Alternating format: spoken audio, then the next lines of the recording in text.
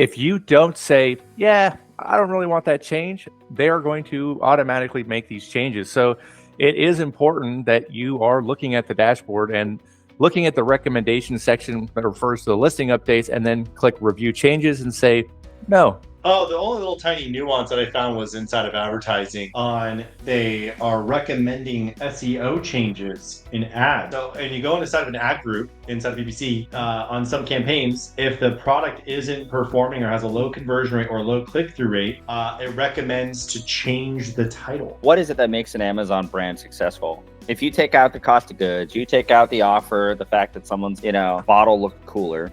Branding is important, of course, but behind everything, what's the common denominator? There is a really cool new AI feature that I found. I don't know if you guys use it as much as I do, but I use Loom like all the time. Do you guys use Loom? Yeah, I do it all the time.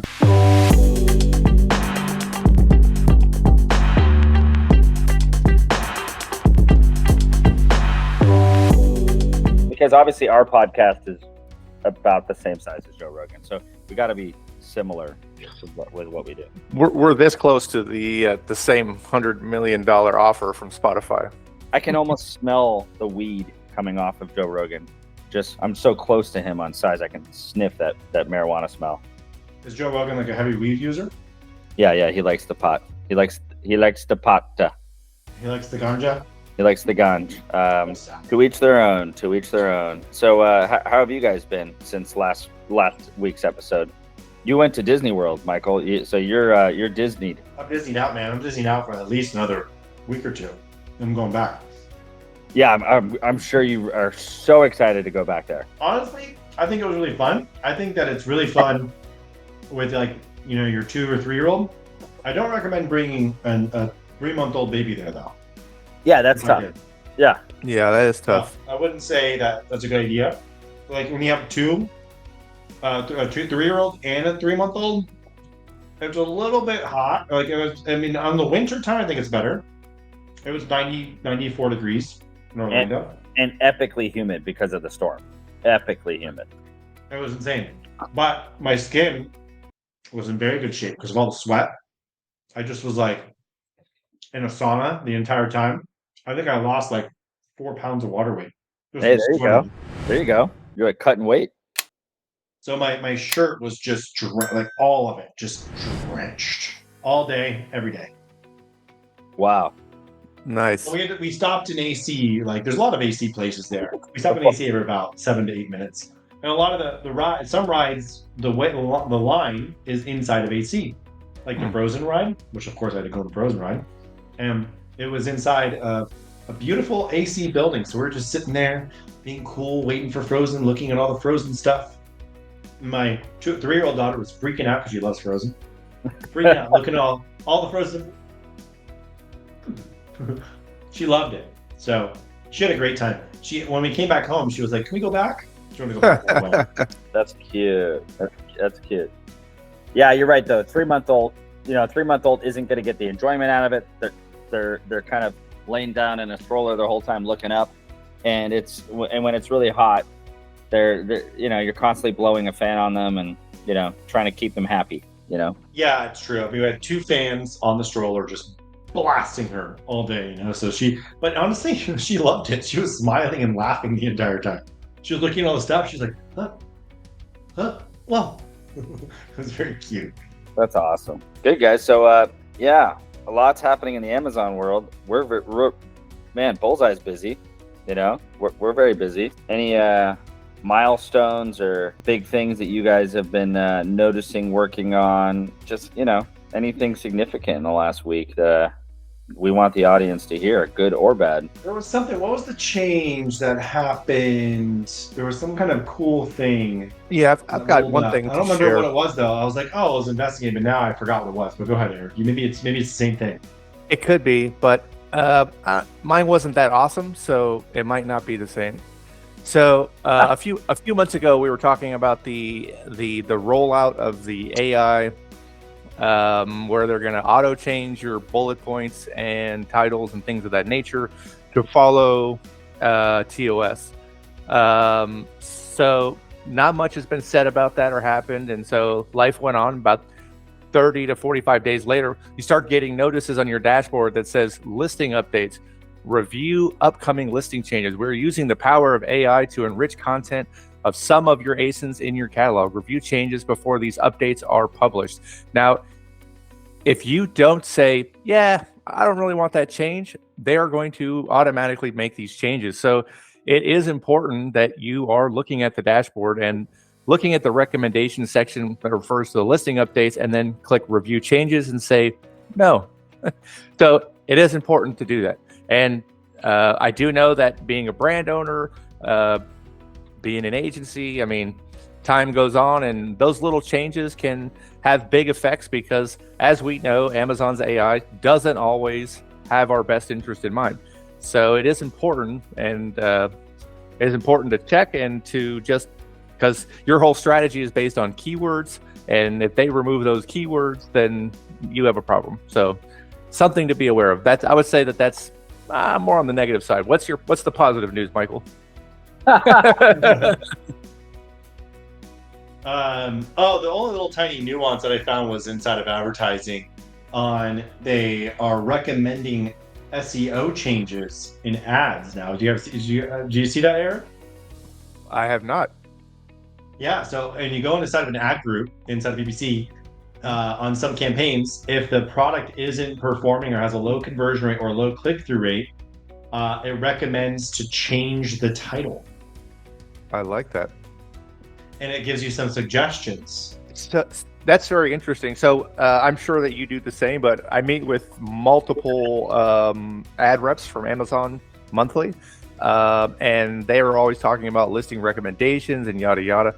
And I'm always like, I always ask the question, I'm like, okay, great, you would like us to do this, but why? What is your AI optimizing? Is it for ACOS? Is it for tacos? Is it for growth? Like, and they won't tell you.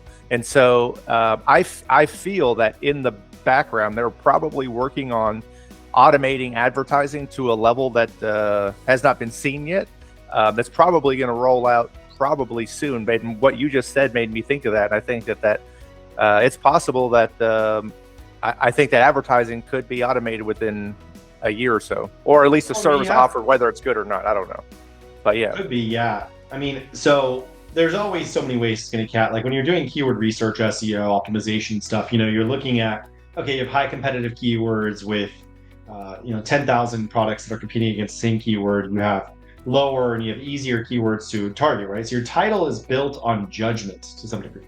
So like Amazon saying you need to index for this keyword, well, that might not be the best keyword, or you need to rank for this keyword or your conversion rate, et cetera. But they have a lot of data. I mean, like the AI that they're building is going by click-through rate and conversion rate based on root keywords. Like these group of keywords are converting better and have a better click-through rate, therefore they should be in your title.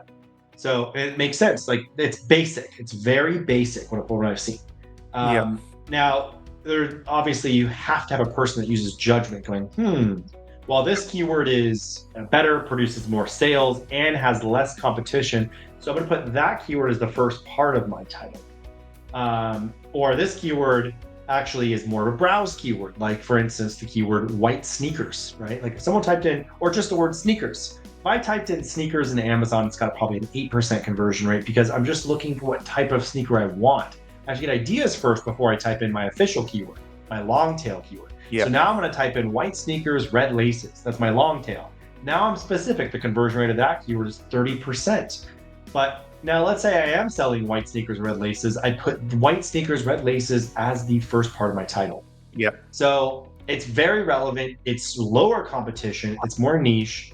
So, but Amazon's going, hey, you're not putting blue sneakers in your title. I'm like, I don't sell blue sneakers, dude. I sell white sneakers, red laces.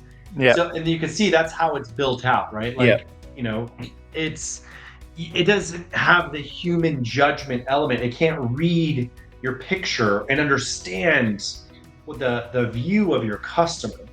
So, and that's always going to, they can get really good with AI, but they'll never get as good as I can look at something and know who it's for. Yeah, one thing that I think that I would add to that. So when you're making a title, you start with best practices, reverse engineering your competitors, yada yada. You put all the most relevant keywords in there, but you don't really know what converts or performs until you get data. And so then 60 days into the launch or so, you should be even changing your title based on what converts and basing it on actual data, which is the next step, which some people skip in their optimization. I do think that Amazon probably has the potential to make the best possible software. And I do think that within 5 years that it could be automated. But I also think that AI is still at a point right now where with no judgment, it is something that scares me if left alone. Yeah, I mean, I agree with that to some degree, but I mean, it's taking AI is going to definitely take the human element out of it. And now there's so much data being fed that AI can, like even Amazon AI can predict customer behavior based on their previous purchases, based on their viewing history, based on what they're looking at. So as they continue to build this out, they'll start incorporating, well, similar products to yours or shop based on shopping history, based whatever. Their optimization points they recommend might be far superior. Have a 62% chance of making a sale versus your human judgment of only having a 52% chance of making a sale. But there's always sometimes you can find holes. Like for example, like if you found a hole in a keyword that has 100,000 searches but 3 competitors. Right? Those, by the way, do still exist. Don't get me wrong. People go, don't exist anymore on Amazon. They do. I find them all the time. They're under different categories, under different niches. I find 100,000 searches a month, non-branded, 3 competitors. Wow. Non-patented. They still exist all over the place. 15,000 searches a month, 1 product, right? Non-patented. Just no one found it yet. No one could have developed, or maybe it's harder to develop. Maybe it's harder to figure out the logistics for, or whatever. But within, usually as I watch that keyword within a few weeks, it gets packed. Or 3 months, takes about 3 months. Gets packed with sellers. But even packed means there's only now 25 sellers. If you're in a category, and just so you know, out of 25 sellers, about 24 of them have no idea what they're doing. Right? So you can always be the guy that knows what he's doing. That is the 26th seller that crushes everybody. And it's just you and the other guy really compete. Yeah. But they're there, right? And so that as a big keyword can be the first part of your title. And so, an AI doesn't always find that stuff because AI doesn't kick in on a trend because the trend is new. It just happened. TikTok influenced it, right? And so the AI, all these customer behaviors haven't been programmed. The data hasn't been collected yet. And you as a seller have the human eye and the judgment to find those things that an AI has not yet had the 3 months to collect the data to find. Yeah, there's also a few other factors like cost of goods, like what is the profitable level that your product can actually run at? And Amazon doesn't necessarily always have that data, and they typically recommend or optimize always towards just getting the most clicks, essentially. And sometimes that is good. Did I lose myself for a moment? You had like a seizure thing, or a digital seizure? Yeah, digital seizure. Nice. I was just saying that Amazon doesn't have the cost of goods, so they typically are prioritizing for clicks, but they don't know anything about. They don't.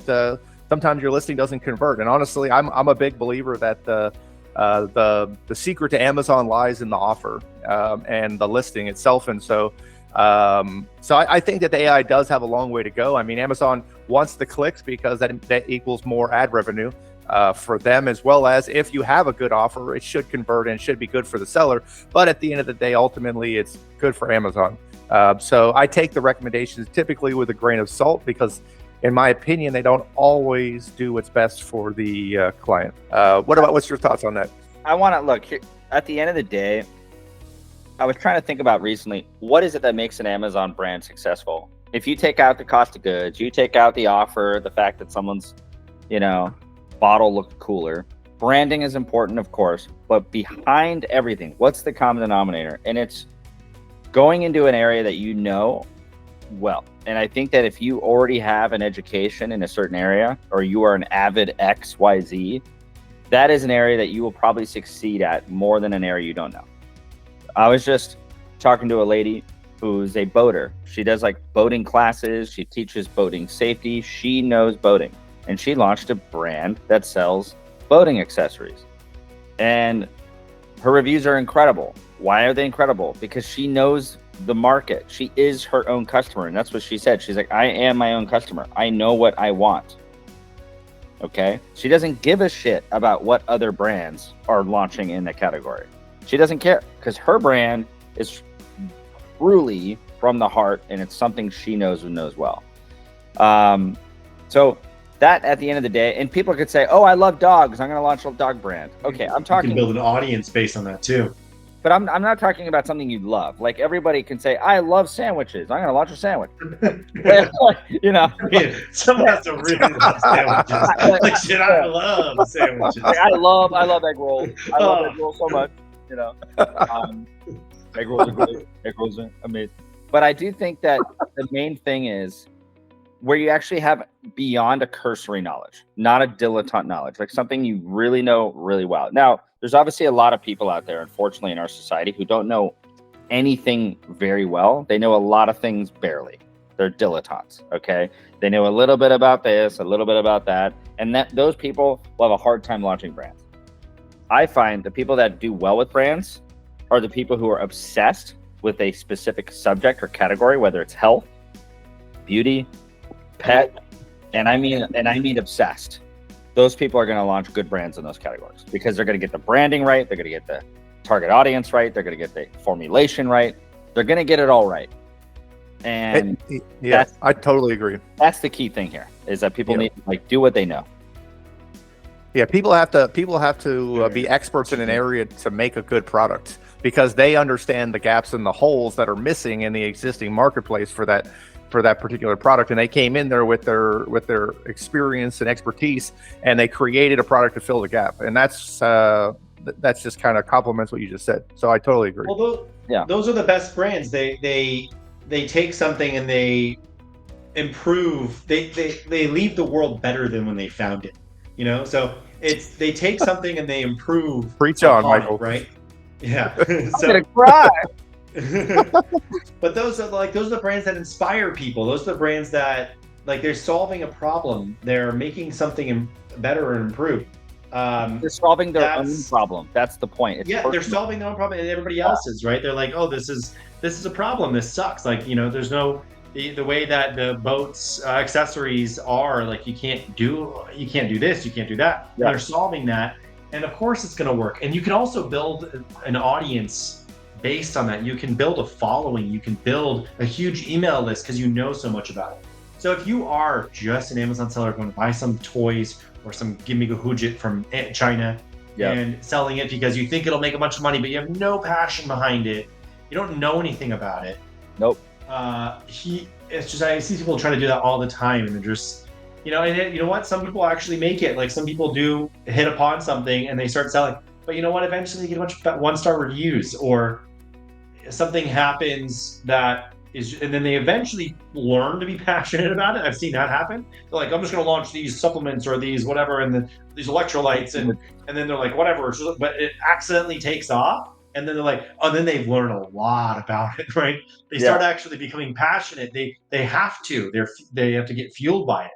So that's the point. Michael, I think you just made the greatest point ever. Is that if you're not obsessed with a specific area of a category that you really love, you better be obsessed with Amazon. Yeah. The less you know about something else, the more you should know about Amazon. And that makes a guy who doesn't have a specific interest still deadly on Amazon, is because he's a psychopathic Amazon keyword research margin. He can do the data analysis to find the gaps. And he doesn't care if he's selling a hammer or a dog collar because he knows the data, but he's still got an obsession, and that he's obsessed with the Amazon game and the keywords and the average. I actually made this mistake once.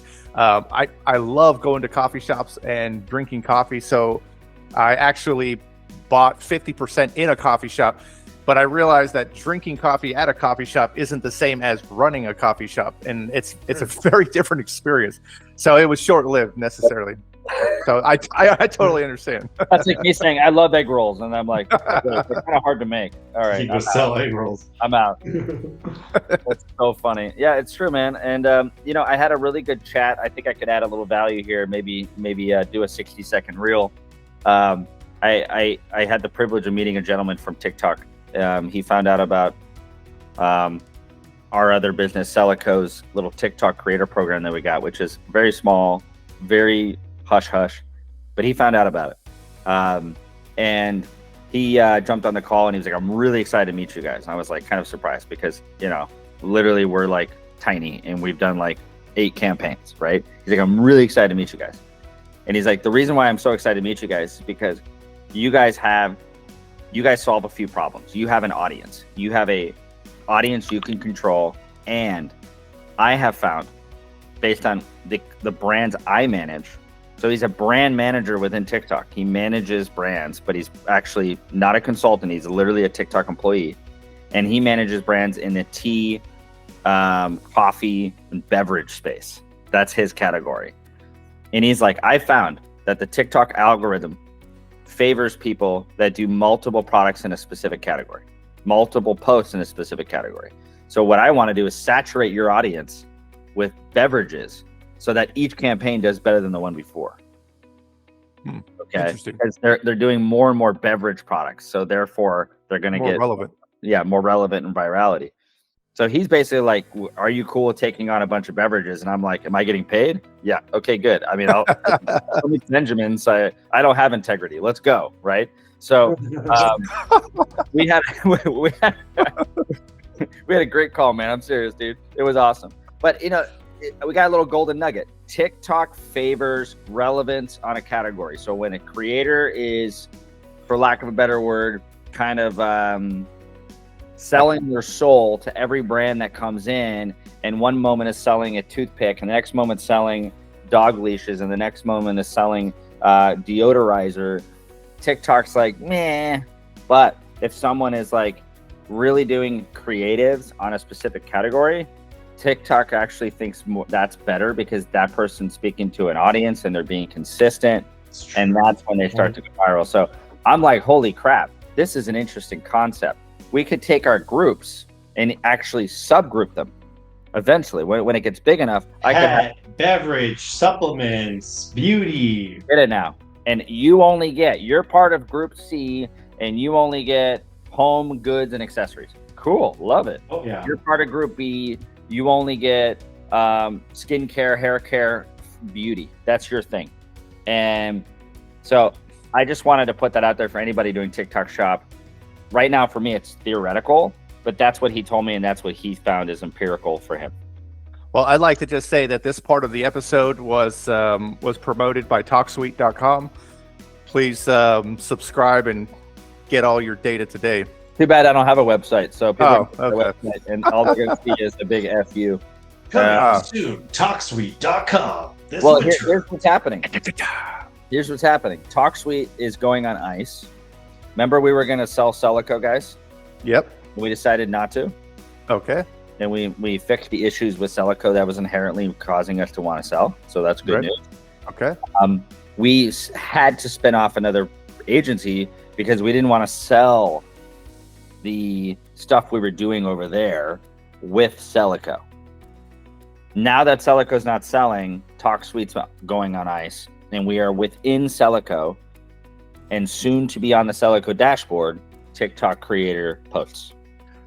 So it's actually easier because I don't have to go on and create a new company, a new anything. I can do everything. You could just do a sub-brand, TalkSuite by Celico. Yeah, it doesn't even benefit me to do that. Like Celico is such a brand now within the Amazon space that I would rather go off of the goodwill that I've created over the last many years than try to go onto a fresh new start. You know what I'm saying? So Yeah.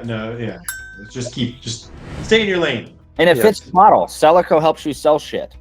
Fits the model. Yeah, Celico, selling company. Well, that's where we came out with the name. Is we're in the business of helping people sell products. So, Celico company. Yeah, just to let you know, it was this close to being Propelio. So, just keep that in mind. But Celico is a much better name. Propelio. Propelio.io. It's so funny. Some of these agencies and companies, they all have these like aggressive names, like Rocket Launcher, Rocket Suite. What's the other one? Seller Rocket and Launchpad. Piranha. It's like all these like aggressive terms. Like you're gonna take your accelerate, and then I think Celica was almost named Propelio. I don't even remember. Obviously, I had a long list, and the idea was to, help people launch products in the marketplace. So I was thinking Launchio and Launch, all these different play on words. We're sitting at Starbucks in Vegas at Prosper. Yes. I think it was 2 years ago. Yeah. Yes, it was 2.5 years ago. We were managing what is now Celico under the Bullseye Sellers banner, as you guys remember. And I need to spin this off and get it and give it its own legs and let it thrive. And I was in the airport and I was going blah blah da da do la la la. And the way I start companies, this is funny. The way I start companies is I do it on GoDaddy. That's where I start a company. I go to GoDaddy and I just search on GoDaddy, because if I can't get the URL, I don't start the company. Yep. I think you're doing it more on ChatGPT now than GoDaddy. Yeah, that's true. I haven't actually started a company, I think, since I got really ChatGPT heavy. And now I think we did some brand work on that where it checks the USPTO, which is awesome. But before ChatGPT, or I was aware of it, I would just go on GoDaddy, and I would always want a .com. I'm anti.ios, I'm anti.nets, I'm anti.cos. I'm a .com guy, so it takes me a lot longer to get a name than anybody else. Yeah, I have like changed some of my operating basis because I did web design for so long, and part of doing IT is being able to solve the problem, and part of that is being able to find the answer, and so that requires you to Google and be able to figure out what's right or wrong. But I have learned now, after doing that for 20 years, that just going to ChatGPT is the new search engine. I don't care what the question is, ask ChatGPT. I pay $20 a month for it now because it gives me a lot more access. And that $20, how much money do I make on that $20 spent? It's stupid. What do you get for the $20? Oh yeah, so you get 4.0, which is way smarter. I can dump a transcript. I can dump this entire transcription in, all 45 minutes of this conversation, and I can say, write a YouTube summary and a YouTube description with SEO in mind, and boom, it does it. Without 4.0, I can't. It's limited on how many characters you can input. With 4.0, I can do a lot. So like we have this new service in Celico called the Amazon Shopper Survey Program. I like to say ASSP. And with this program, at the end of it, and I'm going to go back to ChatGPT here. At the end of the program, we aggregate all the customer questions, or the shopper questions and answers. So what the program is in exchange for a product and maybe a bonus, shoppers are actually getting a free product in exchange for answering a bunch of market research and survey questions. Okay. So that's what we're doing by leveraging our shopper network with market research. It's just a great new exciting program. At the end, you have 5 questions and answers for each shopping experience. So what if you gave away 150 noodle whatsits on Amazon? You have 150 times 5 questions and 5 answers. So that's 10 questions and answers. You're looking at 1,500 sentences. Wow. So we're going to build a API for it, but version 1 is usually the most simple. Version 1 came out yesterday. So we're actually having our VA take our paid ChatGPT membership, and at the close of every campaign, input all that into ChatGPT and then get a summary back. And you can only do that with the paid. That's wild. The question that I would ask you, first of all, that sounds like an amazing service. But the question that I would ask you is, with that $20, instead of what can it do, what can't it do? That'd be the question. I know one thing it can't do. It's your chicken. It's not going to cook me dinner. That's one thing I know. I know that I can cook my own dinner. Have you tried though? Have you tried? Like I heard of a ChatGPT. Like I heard it's like it couldn't do this, but I heard it like went on and hired somebody on Fiverr, and I heard like some crazy story. So I don't know. Yeah, no, I don't know either. And look, guys, it's obviously Can you delegate access on premium ChatGPT? Like if you have a team, company account or something, you can, right? I haven't gotten to the point where I needed to use it for this input situation because our first campaign literally came in today. Woohoo! So I got a couple weeks until that campaign ends. So we got to look into the user base. But otherwise, if I can't invite somebody, I don't mind. It's not my bank account. I don't mind giving them my business email and password. It's like whatever. Well, one thing that I would recommend and think is try as Zapier and ChatGPT and spreadsheets. There might be a way where you can potentially automate a lot of that, possibly. They also have an API, but Yeah. The problem with the API is you have to inquire into a sales person, and it's not something that you just here's your key. It's a little bit behind a paywall and a sales conversation. Yeah. But anyway, I'm not even worried about it. I'm actually a big fan of manually doing things before I automate. I agree. I like to find out what does it look like manually and do it 50, 60 times. And then I'm going to go, okay, let's automate this.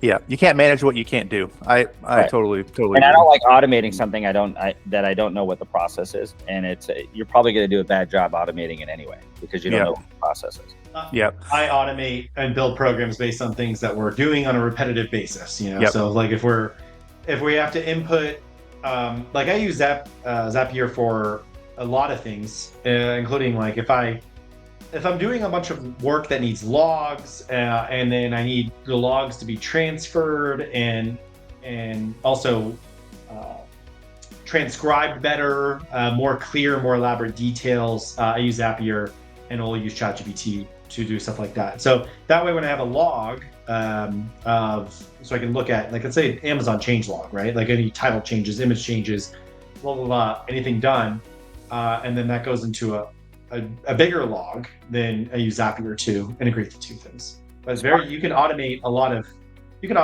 parts of your business with Zapier and automation and AI. There is a really cool new AI feature that I found. I don't know if you guys use it as much as I do, but I use Loom like all the time. Do you guys use Loom? Yeah, I do it all the time. So Loom has its own AI built into it where you can make a video and then you can say, make it into an SOP. So you'll have the video and then it'll make you a step-by-step written instruction so that they can watch the video and read it.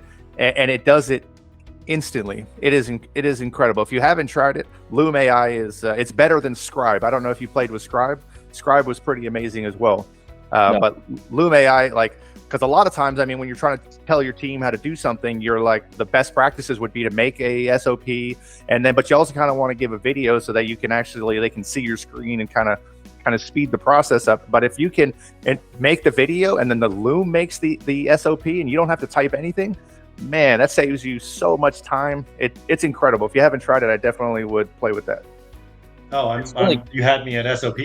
Yeah, all this stuff is this stuff's really great for training. Like what you can do with ChatGPT and Loom and all that, and create training and create hats and SOPs. And man, it was so daunting a few years ago to figure out how to take what you know and put it on paper. And Michael, you've done it 1,000 times manually, but now I think it's going to be.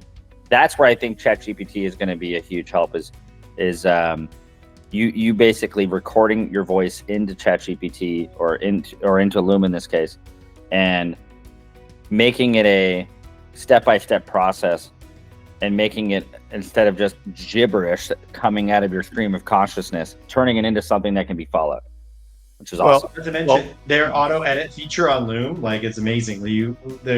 I have so many so many moments. It cuts all of that shit out. Literally like That's amazing. Yeah, Michael and I actually met with a software company after Prosper that is working on kind of like an Amazon AI, I believe, and I believe that they were talking about calling it Jarvis, like from Iron Man. But essentially, you would just say like, I'd like to know what the profitability was for this SKU, and this SKU for the last 90 days compared to the last, and it would literally spit out the data. Do you remember that call, Michael? Yeah, they are working on that, and I think it's in beta or alpha right now. But you can literally talk to your Amazon Jarvis from the software company, like tell you about whatever, tell you what. I don't know how sophisticated they're going. Like, tell me what keywords I'm ranking for my blah blah blah product. It's getting to a point where you're going, my organic ranking has been reducing over the last 9 months. Can you tell me the exact reasons why? And you're going to get to a point where all the data, because everything is based on data. Everything. Yeah. So if it has access to the raw data and you input the output that you want, you're saying, here's the result I want. It can go through that data like a snake within seconds, which would take you maybe never if you just can't confront all the data. And it could basically dissect a why, a stat analysis, and come out with, here's why. Your price has been holding at $29.99. Competitors are coming in at blah, blah, blah price. They're slowly inching up, blah, blah, blah, blah, blah. And if you would have launched a cheaper variation 18 months ago, you would have gotten ahead of it, but you didn't because you're an idiot. I would like a little invalidation in there too. Like a little, you're a moron. Like how I would want my ChatGPT talk to me is like my brother would, which is like, hey, Ian, remember retard? I told you 6 months ago that we should have done that. You didn't do it. Yeah. Now you're fucked. And I would love it if he talked to me like that. Good job. I told you so, Ian. I told you so. I can tell that you're not Gen Z already just by that one comment. I am not Gen Z. I'm actually offended that I'm a millennial. Like that offends me because I was born in '83, and I think millennial is like right 81. around 81. Yeah. So it even offends me to be part of my own generation. But I'll take it. Yeah. Well, what do you want? You want to be a boomer? I'd like to be part of the greatest generation, which was born in like 1910, somewhere around there. But it's to make you 100 between 114 years old. Yeah, the greatest generation is the ones who literally leaped off of a boat in Normandy. I wouldn't mind being part of those guys, but at the same time, why don't we make this generation great again, right? Why don't we take responsibility for the generation and represent millennial and try to bring them up with us? Absolutely. I would say before we get political, I would say that the AI, all it needs to know is what are the queries, what data should I be looking at to spit out the answer, and then should I add that little barb at the end just to make it Ian friendly with that little comment at the end. Yeah, dumbass. Yes, your cost per click and your ACOS is 200%, dumbass. Yeah, if you could just get the query in there, all it needs to know is what the parameters and what the question, because good data in, good data out, it just needs to know how to digest the data. And as soon as people spend the time to put the queries in correctly, I'm pretty sure that AI will be an unstoppable force within the next, pretty much it kind of already is, but I'd say the next 2 years it's going to be a wild ride. It's there, man. All right, guys. Well, speaking of wild ride, this has been a wild ride episode, and another episode in the tank for the Selling on Amazon podcast. Don't forget that we actually do care about your subscriptions. For every person that subscribes, I donate $5 to the Eric Young Fund, and I just want you to know, if you want Eric Young to continue to get funded, $5 for each subscription, please go ahead and subscribe to support Eric Young's random habits and vices, particularly coffee. Outside of that, come back next week. Wait, am I just chopped liver? I don't get anything for it. And if you like the video, you donate $5 to Michael's Disney World Fund. I was going to say, if you comment on the video and like it, 50 cents goes to the Michael Esty Fund. And that 50 cents can really be stretched out and go a long way. So, think about it. For every $6, you feed one Michael Esty per day. There's a lot of Michael not in this country. Okay. For every $16, you feed Michael Esty one full Taco Bell meal per day. And that is with the large size Mountain Dew for every $16. So definitely click, subscribe, comment, and thank everybody that allowed you to watch this video today and gave you the time to sit on your ass and learn nothing. Thank all your friends. All right, guys, have a good one.